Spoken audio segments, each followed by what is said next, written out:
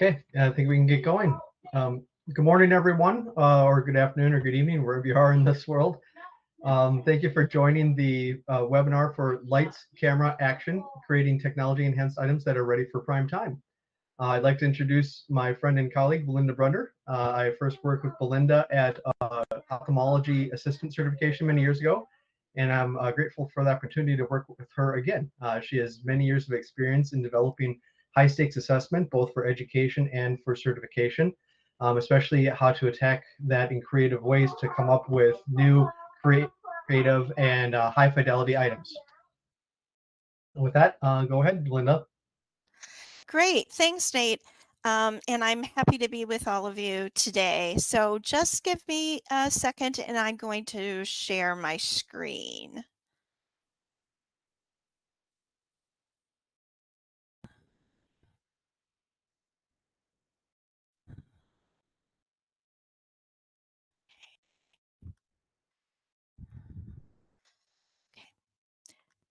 Okay, are you seeing my slides? Yes. Okay, perfect. So I'm very happy to be talking with you this morning, or again, this afternoon or evening, depending on where you are in the world, about designing new item formats, specifically technology enhanced items. I have about 20 years of experience in test development in the assessment industry.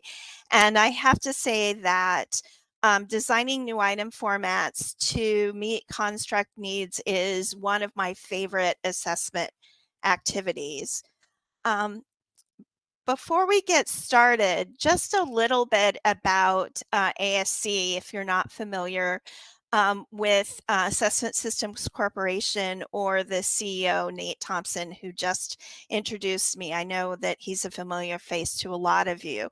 But for those of you who may be unfamiliar with us, we're an online testing and exam development company who offer a wide range of both software as well as test development and psychometric services. So a little bit about this webinar. And in this webinar, we're going to be answering 3 questions about technology enhanced items. First of all, we'll be talking about what they are and why we use them, but we're going to be spending most of our time discussing how to design and develop them. And I'm hoping to leave time for questions at the end. Since we have a larger group, we'll ask that you put your questions in the chat. But again, I hope to leave a few minutes at the end of the webinar for those questions. First, to set the stage, I want to place technology enhanced items in the context of the purpose of why we perform assessments.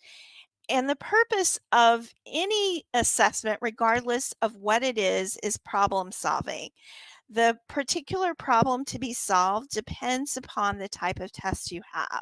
And that could be a certification or licensure test where you're looking at determining whether an individual is competent to practice a particular profession. It could be a selection test where you're using it to help make a decision about hiring or university admissions, for instance. So why we want to use, or why we try to use technology enhanced items, is really to make the assessment a better problem solver. So let's talk a little bit about what technology enhanced items are. And they're very simply an item type that uses technology in some way. And the enhanced part of the name comes in because we really want to use these item types to improve assessment, to improve the reliability, validity, and fidelity of the assessment tool or instrument that we're using. Now, the impetus for using TEIs might be reputational or to improve the public image of the test sponsor. They look more modern. than just text-based item types. And improving reputation or public image is not a bad thing, but we may need to make sure that we design and implement the technology enhanced items in a way that makes assessment better. I'm a big fan of the Great British Bake Off, or the Great British Baking Show, as it's called in the US. And on that show, the judges won a showstopper, a cake or some baking product that looks perfect, looks pretty. But they also always choose substance over style. It has to taste good. And the same is true for TEIs. They can look pretty, but we want to overall make sure that they assess what they mean to assess, and in a reliable manner. Now, there are a number of different ways in which technology can enhance items, but there are two basic categories. Um, you can have technology to make innovations in how items function, in their item format, in how test takers respond to the item, the kind of input devices they use, or the stimuli that are used with the items, audio, video, or graphics, for instance. The second general way in which technology can be used within items is to innovate how items interact with each other. You can have item sets that have a common stimuli. Of course, that can be done in a pencil and paper setting, but it's much easier to do in a computer-based test and use technology. You can also have branching of items where the answer to one item determines the next thing that you see on screen. And of course, there's adaptive testing. I mentioned that one of the reasons to use technology enhanced items is to improve the assessment. So the fundamental goal should be greater construct representation. If the technology doesn't enhance the item, it really just isn't technology enabled item. It's not an enhanced item. So if you think of this picture as kind of the depth and breadth of what we want to assess. So if you think of the picture as sort of our test blueprint, or the content areas we're assessing, there always are going to be some sort of blank areas that we can't assess to the full depth and breadth that we would like to. And this is particularly true when we're using just text-based items. So really what we want to do with technology and enabled items in their use, enhanced items in their use, is make a better assessment, get a fuller picture of the candidates that we're testing, or the test takers. We want to improve the depth and breadth of the construct, of assessing the construct that we're aiming at or testing. One of the things that we need to consider when we go about putting technology enhancements in assessments is to do a cost-benefit analysis. TEIs can be more costly than just pure, and probably will be more costly than just purely text-based items. But the cost is not just financial. We also need to consider the complexity involved and the effort involved. The effort not only from the test taker standpoint of how long it takes them to respond to the item, but also, of course, the effort involved in the item development, and also whether there needs to be software development, which of course can also become more financially costly. The benefits, as I've already mentioned, are greater construct representation. There's another benefit could also be scalability. Oftentimes, the technology enhanced item can be used for multiple purposes in an assessment. And we do need to consider face validity. It's not the most important issue, but it's still important. So really what we want to do is when we're designing and developing and using these items is to hit that sweet spot where the benefits of using them outweigh perhaps the increased cost. So now we're going to begin to talk about how they're used now that we've set, or how we develop them. Now we set the stage for what they are and why they're used. And we're going to do that by putting TEI development in a design thinking framework. For those of you unfamiliar with design thinking, it's an approach for problem solving and innovation that is human-centered. It really focuses on empathizing with the user.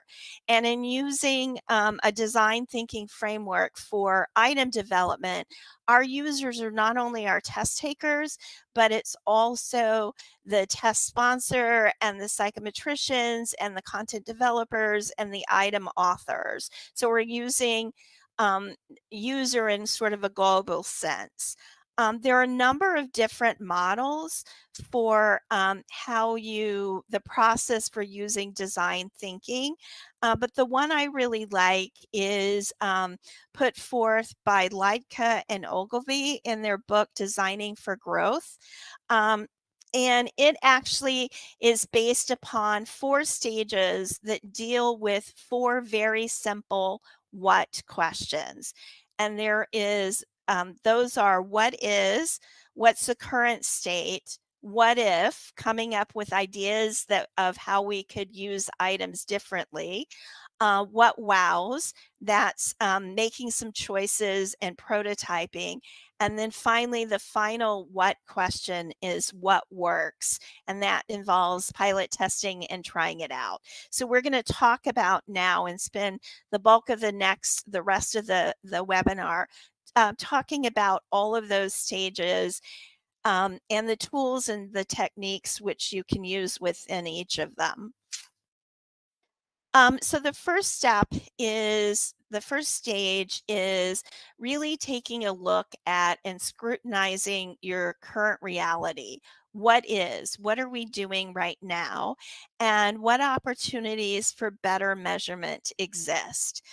So some of the sources of information you can use here to look at opportunities where technology enhanced items will help you assess your candidates or your test takers better are the test blueprint. What areas of the test blueprint are we not able to assess as fully as we would like with the current item types that we're using? Also asking your test development subject matter experts, hey, what would you like to be able to assess better? What do you feel uncomfortable with that we're not fully able to assess our candidates on? Candidate feedback can also help, as well as taking a look at how your current items are performing and if there are some opportunities for improvement there. So that's really answering the what is question. What opportunities do we have to do things better? After that, you're going to move on to the what if question, and that's envisioning alternatives. The key techniques here are brainstorming and storyboarding. And I have worked before and like to do this in a sort of workshop environment where you have subject matter experts, perhaps those that have already been involved with test development, taking a look at brainstorming on opportunities for improvement, and then storyboarding or trying out develop new items. You might want to introduce them perhaps to some item types that you've seen used before through other organizations, or different item types to kind of get their creative juices flowing before you storyboard. And storyboarding is really a very simple process. I've used paper templates, much like the one that is presented on screen here. So this is a storyboard for a item type for a hypothetical photography certification examination. And you can see that there's a big block where they actually draw a picture of the item type. And then also on the storyboard, there's an area for candidate instructions, and then also a little bit about scoring. I think it will lead to a much more successful implementation of a technology enhanced item if you think about scoring from the onset. You don't have to have scoring nailed down from the very beginning, but you need to have some idea or begin to think about how you might score this item from the very beginning. So for this hypothetical photography certification examination, this item, what the candidate would be asked to do is they would be given 2 photographs, a good photograph and a bad photograph, and then they'd be asked to determine what sort of adjustments like brightness or saturation do they need to make the bad photo into a good one.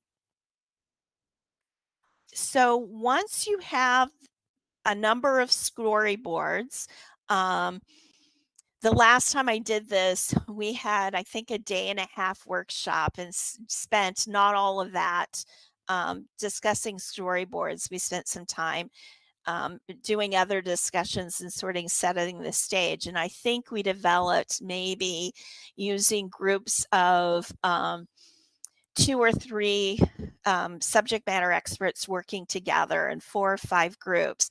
I think we developed about 20 or 25 storyboards. And not all of those are going to be as successful or as promising or even as feasible as others. So the next thing you need to do is making some choices. And here is where we move into the what wows stage of the design thinking process. And by what wows, it really is what wows everybody. What, the psychometricians being involved in what are the scoring possibilities, the item authors being involved in this test development, subject matter experts being involved in, what might be feasible from an authoring standpoint, from a software development standpoint, etc. So on this screen here are some questions that you can ask to determine what storyboards are the most promising. And those questions deal with topics like scalability. How many scenarios or content areas could benefit from this item type? You don't want to spend a lot of money developing an item type and then realize that it has very limited capabilities. Evaluating whether multiple measurement opportunities exist versus the time it takes to respond to the item. Will it take a lot longer time to respond to the item than the item types you're using now? But it only still leads to a yes, no, right, wrong determination. Then it, from that cost benefit analysis, maybe the response time, it's not as beneficial to do it because of the longer response time. Or are there opportunities for polytomous or partial credit scoring? So it gives you more multiple measurement opportunities. And then, of course, what's the effort and the expense needed to produce the item? And is the item unique to a particular testing platform, or can it be rendered on multiple platforms? That would be important if you use a vendor, thinking about, are you going to be beholden to that vendor for a long period of time because you're using it's only available on one particular item type or not? And is that okay with your plans? You would also want to consider that, especially if you use multiple platforms, or now that we have online testing has gained, or sorry, online proctoring has gained a lot of popularity, considering that individuals may be using or taking their tests on a number of different kinds of software and devices. I want to also make a special note about scoring of technology enhanced items, specifically if you use item response theory. We've talked about how TEIs can provide multiple measurement opportunities, and that's a benefit of using them. Polynomous items, that is, items that have more than 2 possible scores, they're not just right or wrong. Polynomous items, these types of items, require special IRT scoring models, and not all IRT software can accommodate these different polynomous scoring models. ASC's Excalibur software can, so that's something that you will also need to consider. And that's another reason why thinking about scoring from the onset is also important. And you also need to consider the item banking and delivery system that you're using and whether it supports polynomous IRT. And again, ASC's fast test software does support polynomous IRT. Also involved in making some choices is, once we've settled on the storyboard or storyboards that are most promising, prototyping that storyboard and then gathering some user insights. There are a number of different ways to prototype, ranging from very low fidelity paper-based methods where you actually just draw it on a sheet of paper, much like sort of an enhanced paper-based storyboard, to actually developing a prototype of the item in the software system you will be delivering. That's a very high fidelity prototyping method, but it may not be feasible, especially if you're going to have to develop software to create the item. And you don't want to do the development until you've settled on all of the design characteristics of the item. So I've used a medium fidelity method of using something like PowerPoint to mock up the item type. And that's sort of what's presented on this screen now. If you think about the box as being a PowerPoint mock-up of the item from the storyboard that we looked at previously for our hypothetical photographer exam. So once you have the prototype and if it's a mock-up of a PowerPoint or whatever you're going to use as your prototype method, what you want to do next is conduct user-centered research.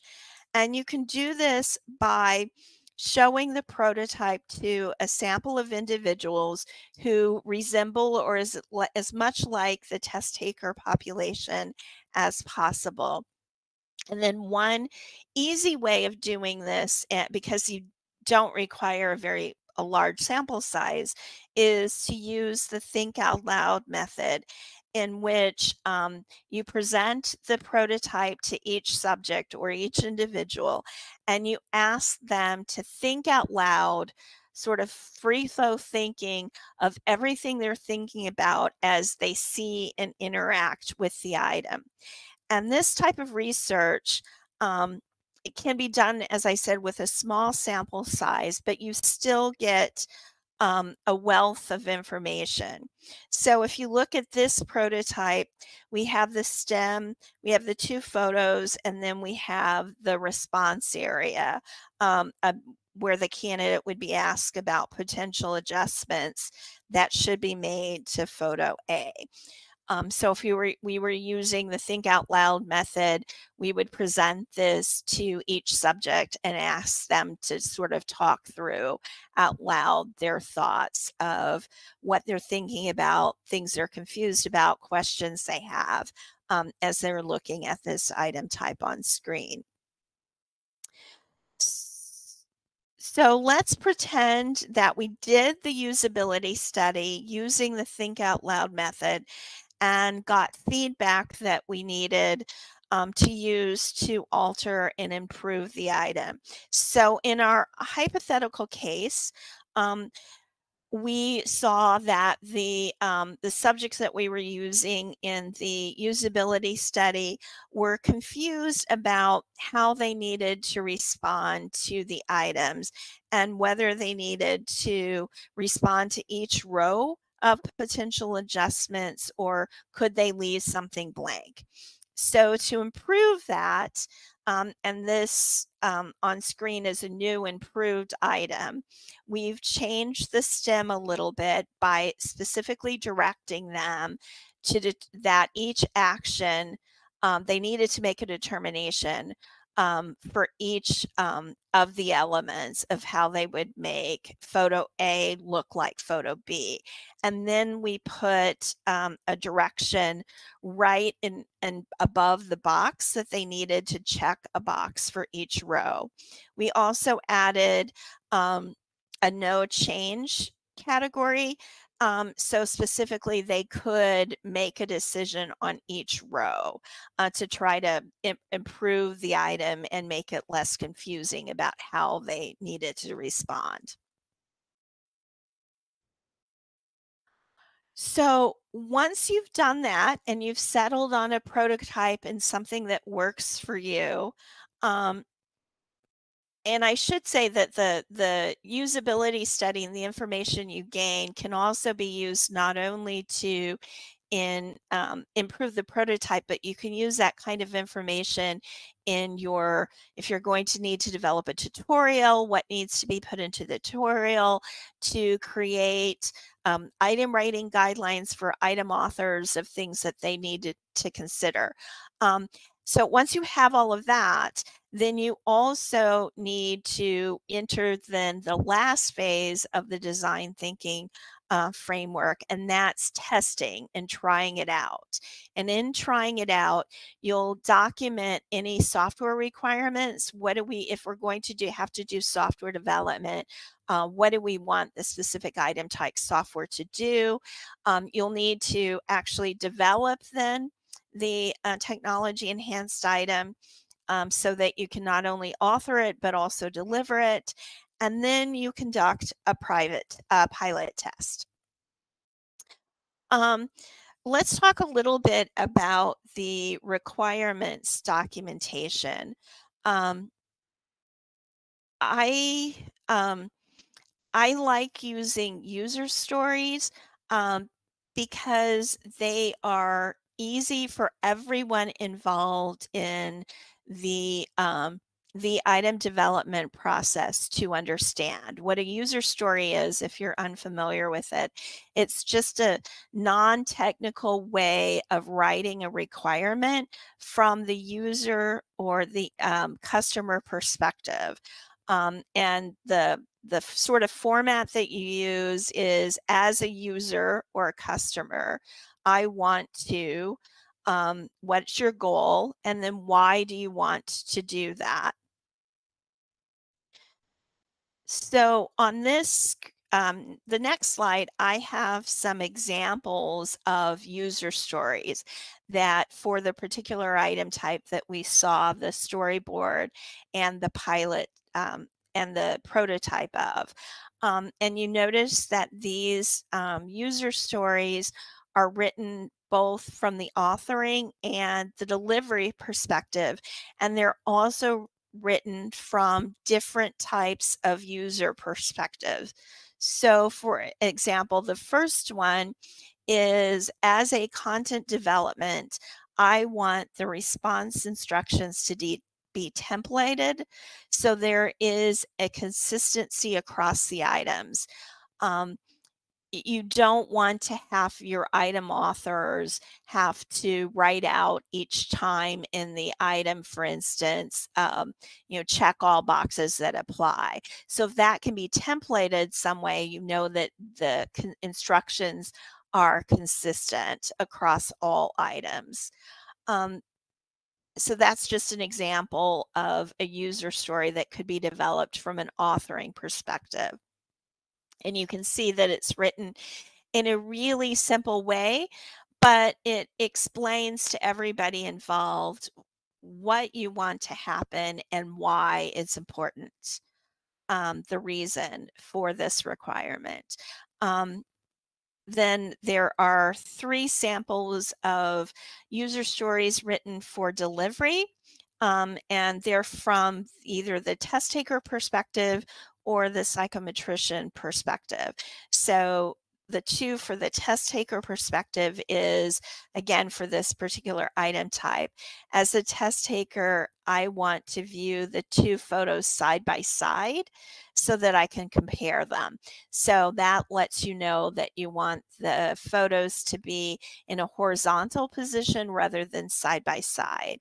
And as a test taker, I want a warning that I haven't responded to all response rows so that I don't make a careless mistake.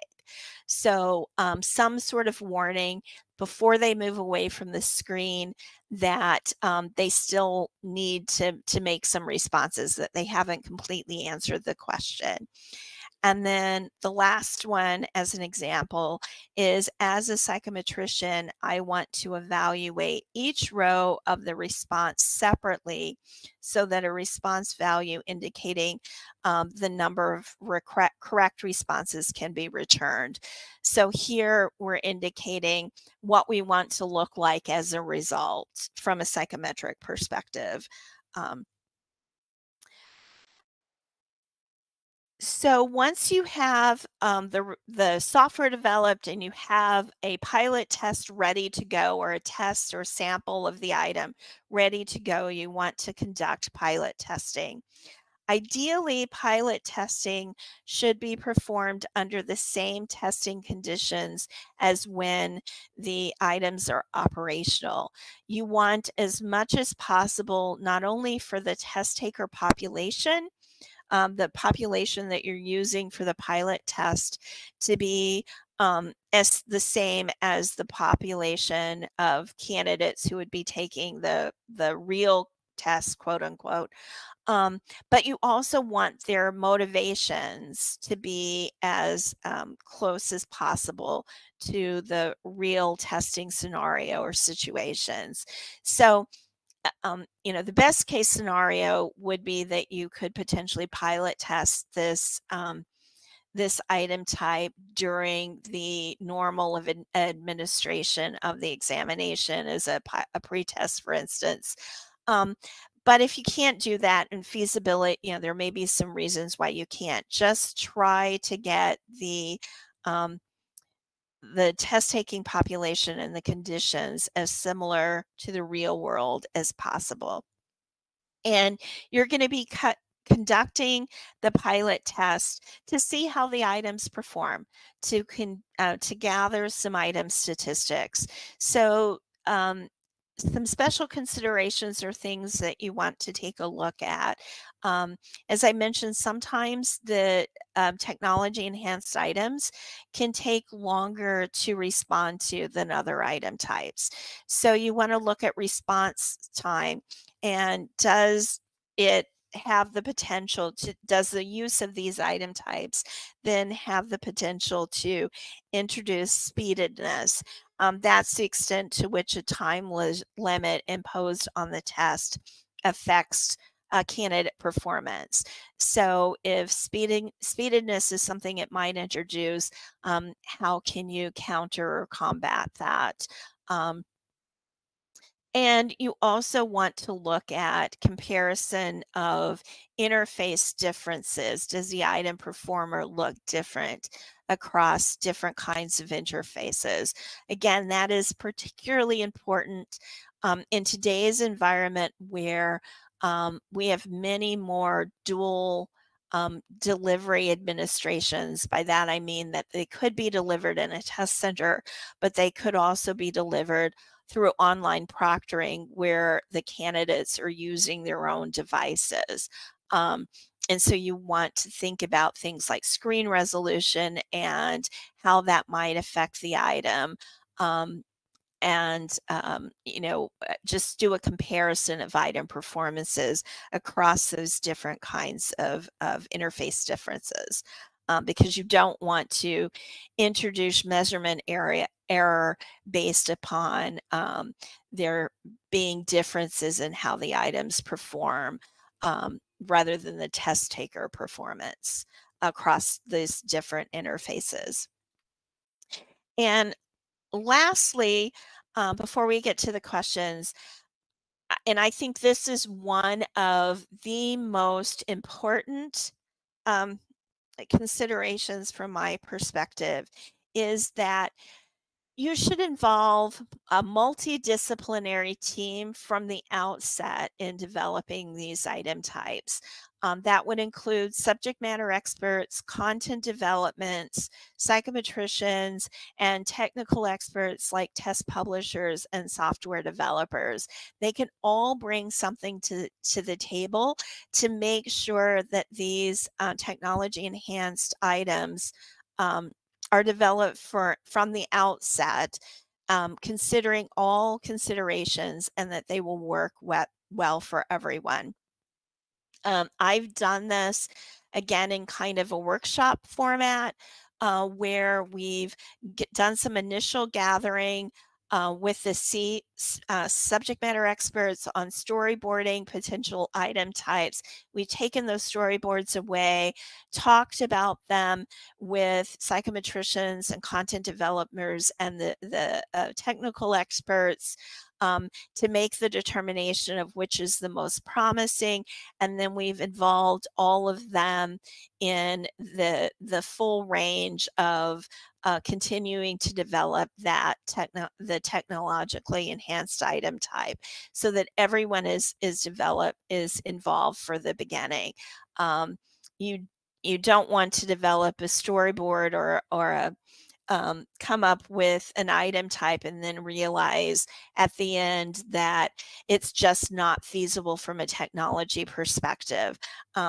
So the multidisciplinary expertise from the outset is really valuable and is really critical.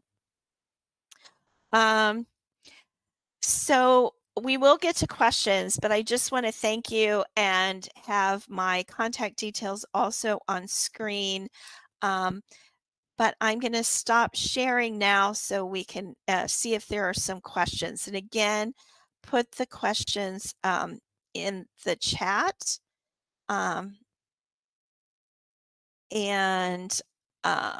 Yeah, let's see if we have any questions.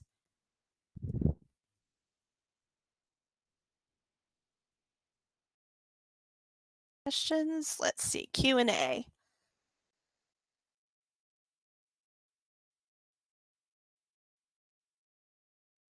Any questions from anyone?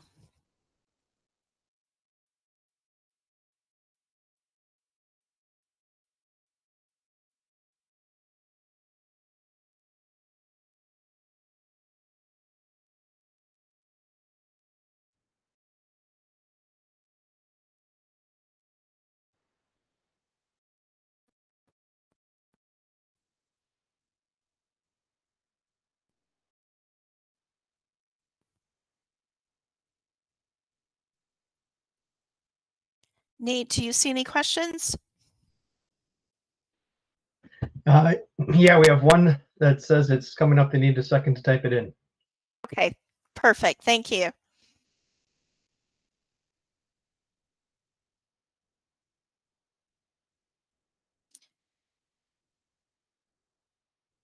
While we're waiting on that, and you can put this in the chat as well, how many of you have had experience with developing technology enhanced items? And if you could pick like one word of advice based upon your experience, what would it be?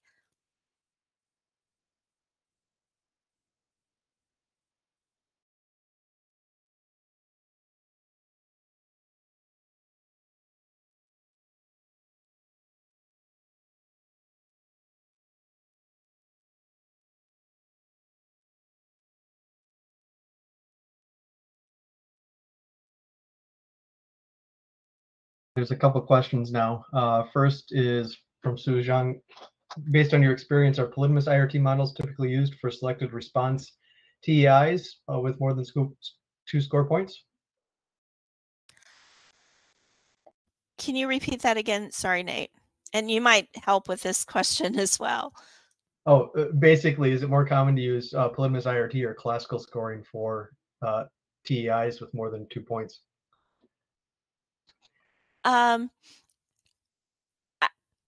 I think it depends upon, from my experience, what scoring method, classical or item response theory you're using to begin with in your examination, and that may be dependent upon where in the world you are, how big your test is, your testing population, and other considerations. Nate, I don't know if you have anything to add to that. Yeah, I think your last point is the most important there. It's the size of your program. So when you're talking about certification exams, a lot of certification exams are small, like 500 people a year. And they might have really complex items like, performance assessments where you've got checklists of 17 different things. In those cases, IRT scoring is not going to work very well. But when you're talking about like drag and drop questions in the K-12 or educational arena, where it's like, here's a list of 7 statements in the story, pick the 3 that are true, that one's very easily scored with polynomous IRT. And I have seen a lot of those over the years. They're just scored with polynomous IRT. Same Great. for other types of relatively structured TEI. So you're talking about drag and drops, multiple response, hotspot, things like that. Those tend to work pretty well with polynomous IRT. Next question, do you have any suggestions for the number of TEIs that can measure the same amount of the construct as a collection of multiple choice items?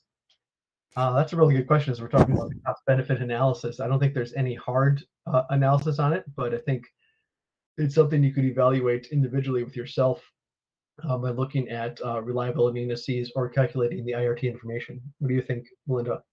I agree with you, and I think it depends on the cost-benefit analysis. It depends upon what you're assessing, and too, what the construct is, and how much the type of item that you're using versus the type of item that you've used in the past. What you perhaps don't want to do is introduce a technology enhanced item that takes 5 times the amount of time it took to answer one multiple choice question, but you still only get a yes no response from it. It's not giving you any further measurement information. Is it really worth it? That's where the cost benefit analysis comes in too. Yeah, exactly. If you're talking about a pure reliability per minute type of metric, traditional item types or basic TEIs can sometimes remain more effective. And I think, from it's sort of from this perspective of the cost benefit analysis as well. You want to put in bells and whistles that actually lead to better measurement. That's the whole goal, right? So use the item type that is as simple as possible to still accomplish your goals. Sometimes, just using continuing to use a multiple choice question, but putting a graphic in it can make it more have greater fidelity to the real world than just text-based. And if that will solve your measurement need, then use that. But if it doesn't solve your measurement need, you might need something more complicated. Use bells and whistles discriminately. Make sure that they're contributing to better measurement.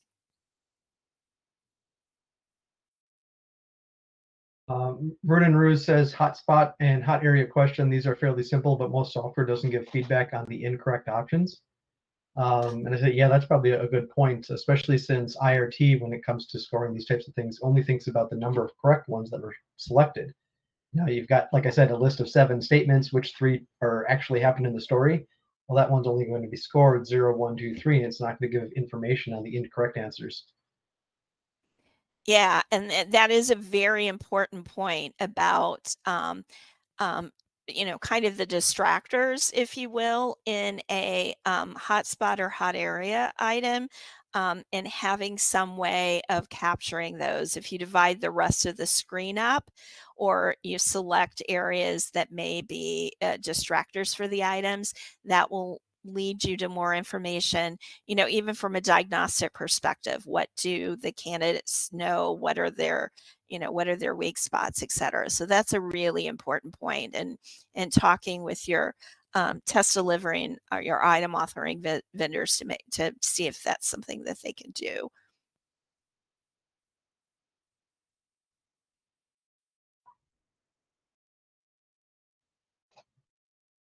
All right. Well, we don't have any more questions, so I think I will call that a webinar. I'd like to start by thanking Belinda for her time here, both for the presentation and for the time she spent developing up the slides. They were very helpful and informative. I hope all the attendees out there also thought it was helpful and informative. If you have any other suggestions for future seminar topics, please send them to me and Belinda. My email address is nate@assess.com. We have one in a couple weeks on remote proctoring, and we're looking to start holding these more often again. We used to hold them more often. We're going to start doing it again. So if you have suggested topics, please send them. Great. Thank you all. Thanks, everyone. Bye. Thank you. Goodbye.